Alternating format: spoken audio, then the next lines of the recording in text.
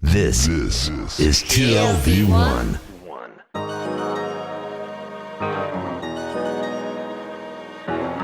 The Tel Aviv Review.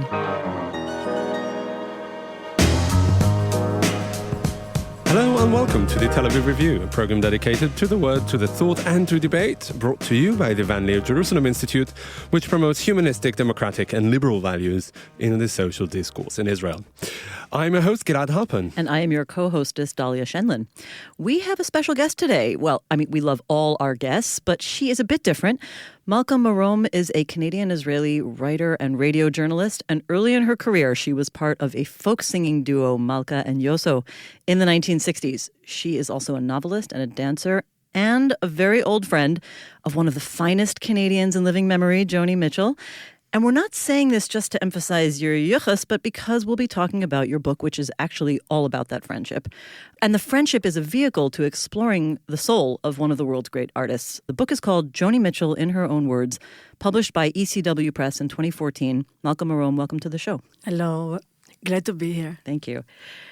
The book I find fascinating not only because it's a window into what I consider a towering musical, literary, and artistic personality of Joni Mitchell, but also because it takes place over 4 decades. We see a young woman just rising into stardom at the beginning, and then by the end, she's nearly 70 years old. It's the arc of a lifetime. Can you characterize something that is sort of a constant about Joni Mitchell throughout the book and throughout her life, as you've known her as a friend and through these interviews? I think Joni is the most generous friend. That is a great start. She is. She's got the biggest heart, not only in her poetry, but in her personal life. Give you an example. I met Joni in 1966. In my personal life, it was a terrible crisis, and also in my professional life. And after I did the television show, I had a television series, Coast to Coast. It was very celebrated, but it was really bad for me in every aspect of my life. So I dropped into this coffee house, although they didn't have anybody on the marquee. And I see a girl standing there noodling on the guitar. And I thought she's just the server trying to feel what it's like to be a singer. And she's noodling on the guitar, and then she starts to sing. The Carousel song, Urge for Going. And I freak out. What is this? And I'm just listening. And then when she ended, I was in both sides. Now I had a king. And I was thinking, I ran out to her. I was alone there. I was alone. There was nobody in the audience? Nobody there, just the servers. And she sang a whole set. I ran out to her and I hugged her and I kissed her and I said, "Wow, who are you?" She said, "My name is Joni Mitchell." I said, "My name is Malka." She said, "I know you. I was at the height of my 15 minutes of fame at that time," so she knew me from television, radio. Anyway, recordings. And I said to her, "Listen, if you don't know it, let me tell you, you are an immense talent. You are going to be as big as Leonard Cohen and Bob Dylan. And if not, I'm quitting show business." And she kept saying, "Yeah?" I said, "Yes, you are an amazing, immense talent." And I came every night. I tried to bring the A&R man, my recording executive, to listen to her. I said, "I never heard of her." I said, "You're going to discover her. She's immense." "Oh, it starts at 11 o'clock at night. I had to go and get him from the suburbs to drive him there and to drive him back." We didn't stay because she plays in different tunings. And at that time, they didn't have an automatic tuner. And it took like, you could drink a cappuccino and she was still tuning. Yeah, you talk about how you sit there and watch her tuning and retuning for a long time. And she's going and he's going like this. When is she ever going to stop tuning? Yes. And she stood a little bit with her toes like this, like pigeon toes. And she was wearing a Salvation. She was very poor. She was wearing a Salvation Army clothes, And he said from the Salvation Army counter? Yes, right. And he said she'll never amount to anything. She doesn't have a stage presence. That's what he said. Yes. Where is he today? Where is he today? Dead and buried. Had she recorded then, she could have kept her daughter. But this makes me actually, that's a story. She could have kept her daughter. She didn't have money to buy a skirt. It was so poor, amazingly poor. So that is, I came every night and I told her, Johnny, if you want me to sing your songs, I'll gladly sing them. But, with my accent, it will not sound very good. Malka, she wrote it to me on the, like tablecloths, there, to wrote to me just on a piece of paper. I had a king, I had this, all the songs that I heard. Let's listen to that song before we go on. Okay, great. I Had a King. I had a king. I'll tell I you just the want our story listeners why. to know that Malka just got a huge smile on her face. And you've probably heard this song thousands of times, but Yes. just when we said we're going to listen to it, you got so happy.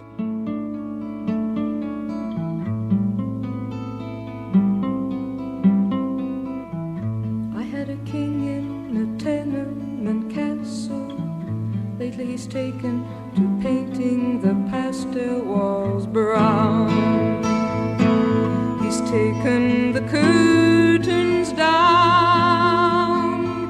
He swept with the broom of contempt and the rooms of an empty ring. He's cleaned with the tears of an actor who fears for the laughter's sting. I can't go back there anymore. My keys won't fit the door. My thoughts don't fit the man. They never can. So when she got to that, the keys don't fit the door. My thoughts don't fit the man. I can't go back there anymore. That was my life. I had to decide whether to leave my husband with 2 kids, no family, no support. Just my 3 octaves, that's all. And after she sang that song, I knew that I had to leave my husband, and I left my husband. Then you became I can friends with cry her. just. No, actually, I was about to cry. You became friends for the next 50 years. No, so And- that's yeah. what happened. So I didn't All see right. her, but I followed. I read, and she disappeared for 2 years until she was discovered by, Somebody else. Yeah, no, it was Judy Collins that sang her song. But not your... No, nothing. Not your executive. Nothing. I sang her songs and I said, remember the name Joni Mitchell. You're going to remember it because she's going to be a big star one day. And 7 years later, I got into broadcasting. My kids needed, that was the drug era then, very prevalent even in Toronto. And my kids were getting, at that time, I figured, well, I better stay close to home to make sure that I don't lose them. And so I stayed and I went into broadcasting. And the CBC asked me, listen, Joni Mitchell doesn't give interviews. Do you want to try and get her? So I phoned her, recording, and they sent me to her manager. And I called her manager's office, and I said, my name is Malka. I would like to speak with Joni. They said, say your name again? I said, Malka. It's not an American name or a Canadian name. And I said, let me check. 5 minutes later, Malka, so good to hear from you. It was Joni. She remembered 7 years after. 1 week I came to hear her singing. She remembered that night so clearly because it was probably the first time that somebody told her that she's going to be huge, that she's... Let me just ask you about that, because I want to go back to that one night. Yes. Because you talk about how you were at a desperate time in your life. Yes. And Joni also was at a desperate time in her Yes. life. Do you think that's part of what brought you together and I had this think, bond? I don't know. I never did ask her what brought us together.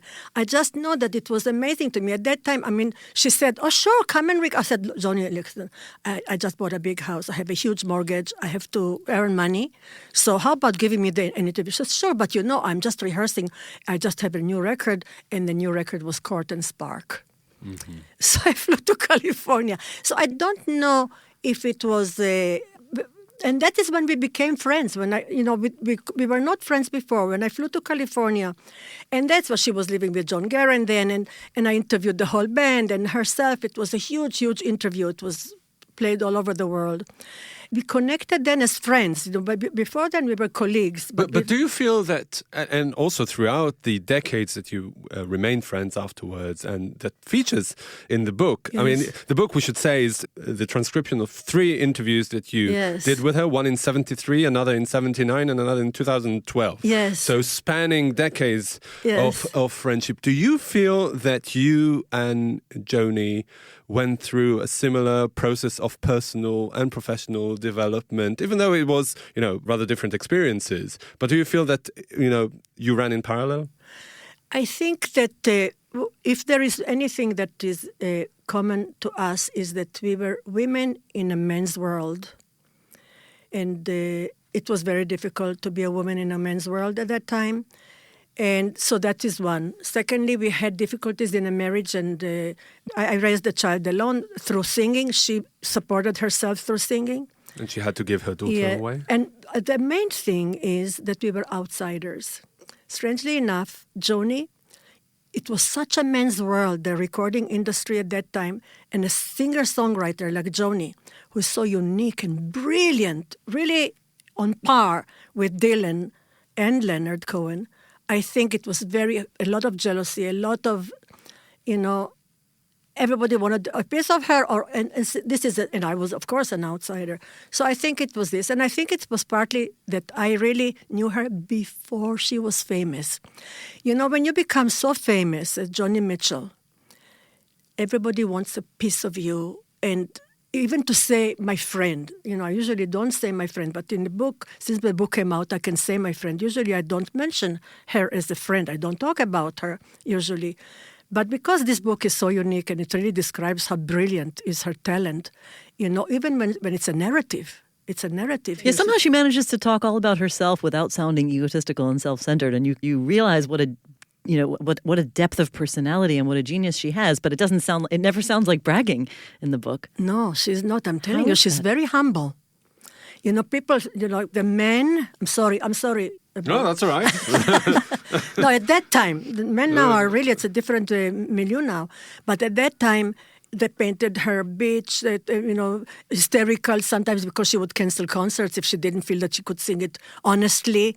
She said, well, this is not right. I cannot convey my songs, like I'm not, or they're not listening. She would quit in the middle of a concert. Yeah, she talks about the Isle of Wight, how difficult it was to play there because people weren't listening. Yes. I want to talk about this question about her experiences as a woman at that time and how much that shaped her trajectory because, as you say, it was very much a man's world. Also, the pain of being... She talks about being so alienated as an unwed mother, what they used to be called then. And then at that same time, eventually she gets married around that time to a guy who, when she writes Both Sides Now, says to her, oh, you're only 21. What do you know about life? And of course, that song goes on to become a colossal hit, a standard, haunting and beautiful household tune. I'm not even sure what the question is, but do you think that she sees her ability to be successful in that kind of environment, that belittling environment, as part of her sort of triumph and success in life? I think that in Joni's case, like in many real artists' case, she had no choice but to write. It was her and calling. Sing. It was who she is. Mm-hmm. It is no choice. It was just a matter of this is her life. I mean, she was trained to be an artist, a painter. She went to art school. Perhaps her upbringing and her childhood that was also not trouble-free. She had polio. Never mind. She was paralyzed. She was paralyzed, and she didn't know she would ever walk. And quarantined for a year in a convalescent home. She describes, like she describes in the interview, describes her mother coming to her once in all this year and staying away for fear that she will catch them. You also write in the book that she resented her mother until even when she was a big star because she quit her piano lessons. And her mum told her, I knew you were a quitter, even though she was the biggest musician alive. She said by that time she had 15 albums out. It was after a concert in Carnegie Hall that she said. Are you sure her mother's not Jewish? Yeah. But going back to the childhood, I think that in a way her childhood prepared her for that really, really, really troubled trajectory that she had as a person, as an artist, until she finally found her solace. I think it is not only that she had, I'll tell you, one of the reasons that I didn't write a book about Joni, but I did a book, Joni in her own words, our conversations, is because you cannot capture Joni. You cannot talk about her. She has so many colors, so many layers, so complex. And so even she couldn't talk about it, about herself. So it was like an interview at this time, a conversation in 73, 74, a conversation after she did Mingus, because Mingus was a very big departure, Mingus. Artistic departure. And also, really, because it didn't come from her. It came from Mingus. Mingus asked her to do this album. So it was like a commission almost. And then the last one was because somebody in Canada, a small publication, wanted to do a book of these interviews. And I said, listen, Joni, now that we really have like a big chunk of life behind us, let's do an interview like looking at life from a vintage of our age. And she said, let's go for it, On both sides now. I can't resist saying, let's look at life from both sides now. You said that the last interview holds the first two like book covers, right? Yes. I think this is how you phrase it. Yes. Can you elaborate on it? What did the 2012 interview allow you to reflect on? Even on the early songs, it allowed us to, her parents were dead at that time, so she could talk about her mother. I have a theory about it. I told it to her. She was extremely angry to me. She was angry with me when I posited it. I said, listen, Joni, when your mother died, you stopped writing. It's as if you were writing to show her that you're not a quitter and you're not this. No way. And of course she's right, because you cannot have a reason for this or for that, because it came from within her. Everything came from within her. Nothing is like artificial or contrived. Even the songs that she wrote in Mingus, even that came within her. I think that I should mention one thing that I don't think it was discussed enough in the book, and that she had the good luck. She has a talent, very few people talk about it, a talent to find terrific musicians, and her recording engineer, Henry Louis. They're doing a documentary about it now. Like Joni, Henry Louis is like Joni. Very generous, good-hearted, spontaneous, and daring. And so he's the one who would go to the studio and he would let her do what she wants. He loved her. And so she did 17 albums with him. And they're really a tremendous amount of work. And the song that she sang, that they took Paradise, and then I'm a Radio or something, and she laughs in the song at the end. Yeah, of course. Mm-hmm. Yes. That was, she didn't know that the mic was on. She thought it was a rehearsal, and he taped it. He knew her so well. Okay, for our listeners who don't know, this is Big Yellow Taxi. Yes. And at the end, she has this famous laugh. And, since I think I first heard the song when I was like 14, we've all been trying to sing along to that song and imitate the laugh. Yes. And nobody gets it right. That laugh describes the atmosphere in the studio. If you listen to that song and you hear that laugh, you know how loose it was, joyful. I think you said infectious. Yes, which is yes. true. Or maybe he said it. I wanted to ask you about this recording process. In a way, my question leads into it, because actually, I have to confess that I don't think I realized until I read your book to what extent Joni's personality is shaped by her identity as a visual artist, as a drawer and painter. And even to the extent that in the early years, when somebody introduces her in a club and says she has two professions, she says, "What two professions? I'm a painter." That's right. And then you also explain how she herself says she produces music like a painter. Exactly. What does that mean for the recording process, these two identities? First of all, I'll tell you at the rehearsal, that the first interview was recorded when she was rehearsing for Cortlands Park. That amazing album. Help me. Mm-hmm. Do you guys want me to try to sing this? Everybody knows the song. It's called "Help Me." I think I'm not going to sing it, but it's a great song. She ventured into jazz for the first time, yes, right? She was working with jazz musicians. She was trying to work with jazz musicians. I forgot already what led me to it. Oh, yeah. So she said to Tommy Scott, she said, well, in this one, I would like to have aquamarine, or, not blue, not green, but, she was talking about music in colors and understood it. And this is the first time that her music was annotated. She was living then. Her lover was John Guerin, fabulous drummer. Johnny had a thing about the rhythm section, really.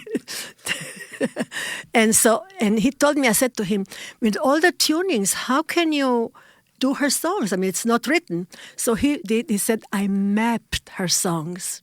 He wrote it like a map, because the key changed in the middle of the song many times. And John Guerin, if anybody can see notes of Joni's music now, it's due to John Guerin. He was the first one to put it in notes. I have to say, I found this musical process fascinating because, as she herself puts it many times in your book, she says she's self-taught and she's musically illiterate, to the point where she does not know the key of her own songs. Yet she completely controls the production process. How does that work? She's an amazing musician. Even the musicians who work with her are flabbergasted. Nobody knows how Is she that does false it. modesty, Malka? That she described herself as musically illiterate. I don't think is it's she being not falsely modest? I Let think me she's tell you saying about it- I think Joni. she's saying it There's literally. nothing false about Joni Mitchell. Right. But wasn't she also saying it literally? She does not know the key of her song. She does not know how to write music or read It's music, right? true. It's true. I mean, I don't think she meant it No, figuratively. and you know that she does, when you have like voiceovers, because she sings like with the choir or with the backup singer, she sings all the vocals. It's different tracks. Yes, she sings all the vocals. That's how talented she is. And her guitar playing is perfection in a way. I mean, Nobody can play guitar like Joni. And her range. Okay, Okay, let's stop no, here. but- I want to tell you, talk my about question is, music. how does she do I'll tell this? you Yeah. about music. I'll give you an example.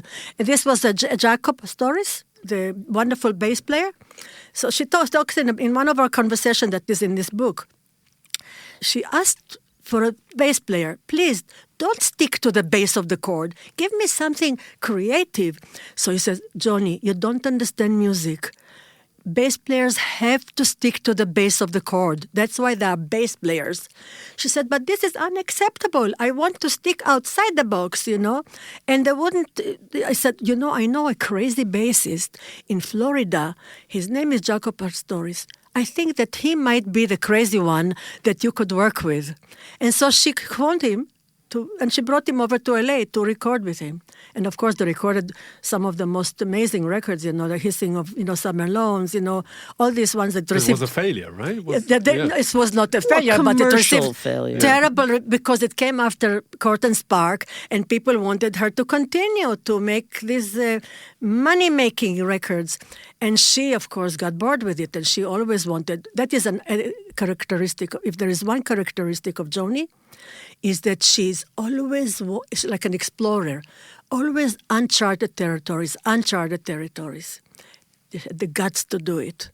Yeah, I was struck in the book by her insistence on not being repetitive, not going back to the old She stuff, just striving for new forms. She makes that's a big theme in her thinking. Yeah. I think that's really part of her genius to be able to enthrall so many people, both people in the know, reviewers and such, and the audiences. And to find these musicians, I mean, she didn't go for the true and tried. She found people, she found talent from all over, and she raised them with her, I think we have to ask you about a whole sort of theme of the book, which is her relationship with Leonard Cohen. Now, it's an important relationship for her, and I don't want to get too gossipy here, but they were also romantically involved. And the most ironic thing about this that she describes in the interviews is that she says he was uncommunicative and they couldn't communicate well. And I have this almost comic image in my head of two of the most gifted people who cause millions of people they don't know to be emotional about their music. I imagine them kind of sitting silently over their soup and not able to think of something to say. What is the nature of this relationship? It seems at points very loving, but also maybe a little bit somehow uncomfortable and even slightly competitive. So I don't know the whole, I don't think that even Leonard and Joni would know the whole thing. But in Hebrew there is a wonderful saying called kinat sofrim.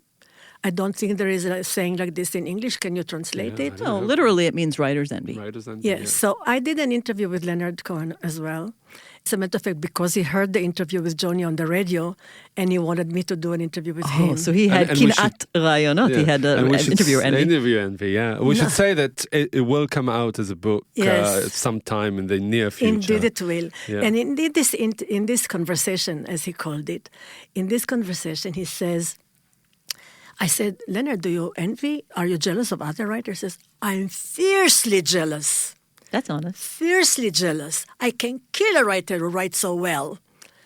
And maybe, it's a big maybe this is part of the reason that they couldn't really be very close together. Yeah, I think he said, I'm not sure if it's in your book, he said elsewhere that living with Joni is like living with Beethoven. It's not that easy to live with Beethoven. I think that is another lover who said it about Joni. Maybe. No, but I want to tell you also, because just think, how many years did it take Leonard to write Hallelujah? 14 years.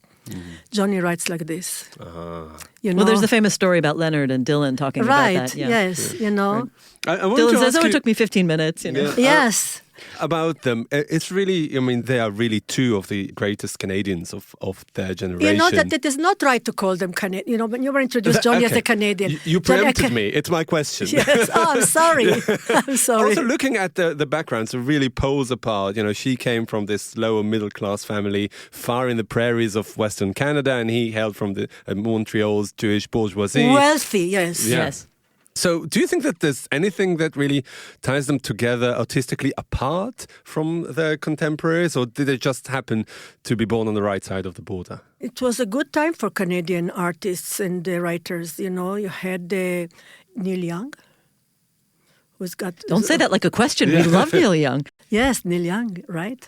And Gordy Lightfoot, who is not bad, you know, although he doesn't consider himself in the same league, but also. And the writers, you know, like you have at that time, you had terrific Jewish writers in Canada.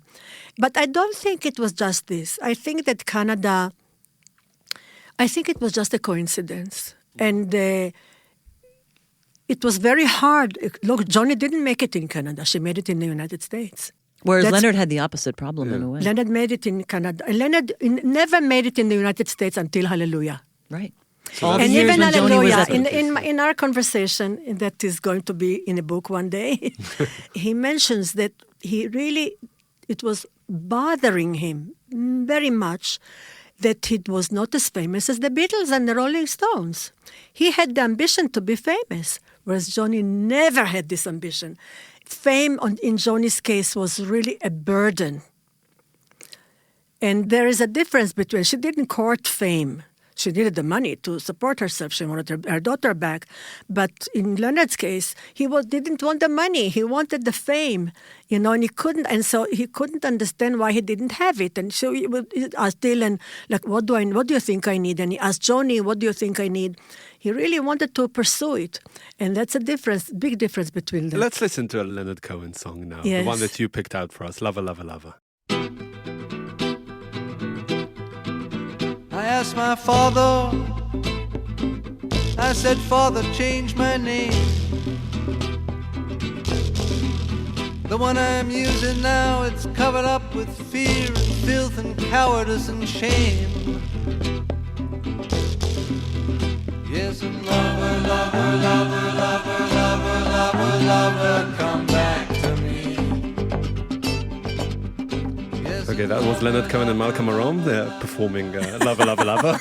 No, we sang it. As a matter of fact, I was interviewed. He invited me to interview him when he was promoting the record, Old Skin for New Ceremonies. And that is in that album. And so when they were rehearsing it, and later on in the evening, he just tired of the questions. He wanted to rest. And so he doodled with the guitar and started to sing it. So I sang it with him because I heard it in the rehearsal. And he told me, you know, this is the way we should have recorded it. It was a mistake to record it, what you heard. He was not satisfied with that. But Leonard was not satisfied with any of his recordings. Perfectionist. That was done in 1974. In Canada, they still don't know that Leonard was in Israel in the Yom Kippur War. They still don't know it. And he didn't want to talk about it. When I interviewed him, he didn't want to talk about it. It was such a strong experience for him. Really, he was a very, very good friend to Israel. He came here again in the 82 war, in the Lebanon war. And so he would come to, I was here as well, and he would come to my mother's place. He fell in love with my mother. He said she was one of the Lamed Hey.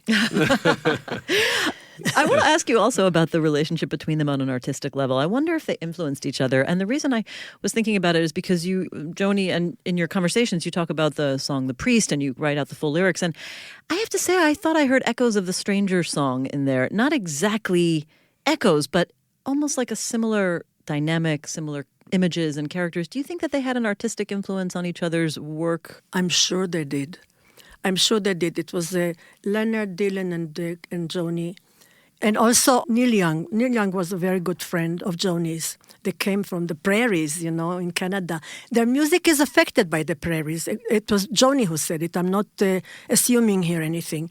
She called it has long strides. Again, she uses the images to describe it. It has long strides like you have to do in the prairies. There's also, she was his biggest critics in a way. One thing that stood out for me was that she said that was one line in one of his songs or poems that he actually pinched from Lorca, verbatim. And she was probably one of the very few who was competent enough. And I think it was Camus that Yes, is for derived Camus. from Yeah, he Lorca, took- which yes. is Take This Waltz. But she was referring to lines from Camus that she says he Yes, copied. yes. oh, it was Camus. It wasn't Lorca. The Stranger from Camus, I think it was referred. I don't know. He took some lines, and Dylan especially, she was very harsh. She said, they plagiarized, And I don't think Leonard ever forgave her for that.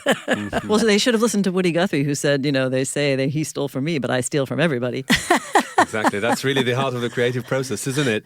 Malka, we are swiftly running out of time. So I'd like to ask you one question that perhaps will lead us to the final bit of this interview. I'd like to ask you, you were actually to interview you about yourself rather than about the people that you interviewed, because you were a culture journalist, a radio journalist for many, many years for CBC and others. Give us some tips, right? When you interview an artist, which is something that we've recently started doing, interviewing fiction writers rather than researchers, which was the bulk of this show for quite some time. When you interview an artist, what really are the most important things to gloss when you interview an artist? I can only tell you, I'm like Joni, I was not schooled in anything. Just really, I went to Seminar Levinsky. What is this? Nothing. It's not even a teacher's it's, college. Yes, yeah. really. It's nothing. So the University of Life is. Yeah. Well, I was very well schooled in the University of Life. However, so I never pretended to know anything. That is really the thing. And I tremendous sense of curiosity. And so let us say when people interview Joni, let us say they are very curious about the songs and the line and this line or that line or this. And I didn't pretend to be a doctor of an academic of the lyrics or poetry. I just was myself. I liked the songs. Or in Joni's case, when we were already friends, like for 40 years or something, part of the conversation that we had, I read to her some lyrics. And I said, what does it evoke to you now? Like that, here are the lyrics from the song. And she would tell me what it evokes from her. So this was one. I didn't pretend to be who I wasn't or that I knew something. However, I did do a lot of research, a lot. I read almost everything that was written about that. And sometimes that I wanted to follow up on that or check, like, this was written, is this correct? Why did they write it? What is this a true feeling? Like Leonard, for instance, Leonard Cohen said, when you are famous, you can get any 15-year-old girl, And I said, hello, I read this about you. Is this true? And then it went to a different place that you would usually go when you say, well, about this song, And so I never pretended to go. I was more about the human nature. And what was interesting to me, most of all, still is, and I'm pursuing it all my life, is the secret of the creative process. I think this is a great segue into maybe my last question, which is something about the creative process. Going back to this idea of Joni Mitchell describing herself as musically illiterate, this is a little bit out on a limb, but we do live in the Middle East. There is a tradition and a debate in Islam that Muhammad was illiterate, which is proof that God spoke through him. And through the angel Gabriel gave him the words to be able to write it down. And it made me think of, is Joni a prophet on some level, receiving musical wisdom and creativity that she knows how to use, even if she's not trained? And actually, you even sort of joke about it in the book. In one of your interviews, you say, well, maybe you're a prophet and you have one believer. And if she's a prophet in some way, what would you see her as prophesying? What is her focus in her work? I think every poet, a true poet, is a prophet. I think Leonard Cohen's poems are prayers. I think that every poet is a prophet to some degree. But in Joni's case, we have something like her least liked record. That's A Dog Eat Dog. It's a preface to Trump. Listen to that record and see if it is not a preface of the Trump era.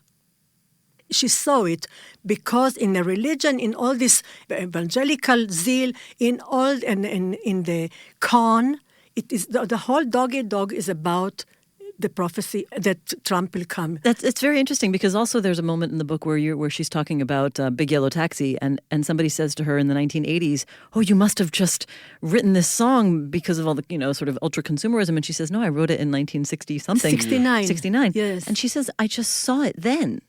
So does she just see things in a She's way? she's amazing. Earlier but than yes, other but people? I think it might not come in prose, but it comes in the poetry. I think that the process, there must be something about the process of writing poetry that is akin to prophecy. Do you think that both their work, Joni and Leonard, would have stood up without the music had it been poetry alone? I don't know. I know that I cannot answer because I really don't know. Well, we know Leonard Cohen was an acclaimed Yeah, poet he before was. he was a Yes. musician. Yeah, sure, so he- but But then- it didn't have the audience. And I know, for instance, my favorite work of Leonard Cohen is the Book of Mercy and the Book of Longing. Those two. I think they're like Tehillim and and the Kohelet. You know, I think they're the Ecclesiastes. modern Tehillim and Kohelet. And so I think, to me, they speak a lot. And this is not, it's without music. Yeah. Although when Leonard reads it, it's music. Exactly, yeah. Well, that's a great preview to your next book. Precisely. All right, that is Malka Marom, Israeli-Canadian broadcaster and journalist, and a good friend of Joni Mitchell. And musician. Oh, and musician, of course, Thank and you. artist on many, many other levels, and author of the 2014 book, Joni Mitchell, in her own words. Thank you very much for joining us today, Malka. My pleasure.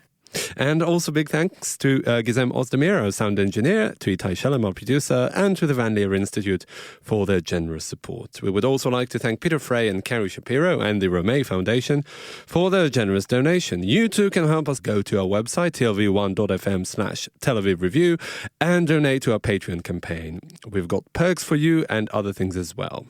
If you're really inspired, also write us a review on iTunes. That would be much appreciated. Please follow us on Facebook. Our page is called the Tel Aviv Review Ideas from Israel. Follow me and Dali on Twitter and visit our archive. There are more than 400 interviews to keep you busy, entertained and annoyed. Join us again next week for another edition of the Tel Aviv Review. And until then, goodbye.